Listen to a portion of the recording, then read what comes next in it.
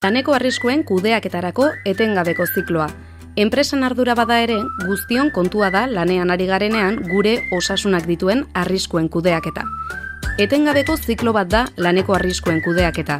Geralekuak ditu eta haietatik pasatzen gara behin eta berriz. Amaierarik gabeko ibilbide honetako geraleku nagusiak dira laneko ingurunean arriskuak identifikatzea eta arrisku horiek desagerraraztea. Kasu, hala ere, arriskuak desagerraraztea ez da berez deusen bukaera. Inoiz ez dugu lasaitu behar laneko arriskuez ari garenean. Zikloak aurrera darrai, behar bezalako konponbidea hartu ez duten arriskuak ebaluatuz, lankide kopuru handienari eragiten dioten edo ondorio larrienak ekartzen dituzten arriskuak lehenetsiz, aurre ikusitako denboran eta behar diren baliabideekin aurre neurriak programatuz, neurri horiek betez, haien aplikazioari segimendua eginez eta eraginkortasunaren gaineko azterlana emanez, finkatutako xedeak bete ote ditugun jakiteko.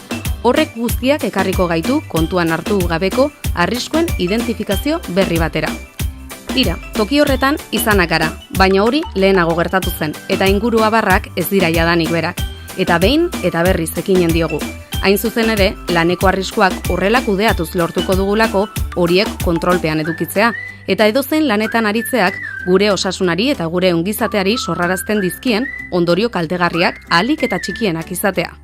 Hobetze etengabe hau eraginkorra da enpresaren eta langileen ordezkariek bat egiten dutelarik prozedura honekin eta guztiendako den xede honekin eta agertzen dutelarik komunikazio gardenean, elkarrizketan eta elkarlanean aritzeko prestasuna eta borondatea.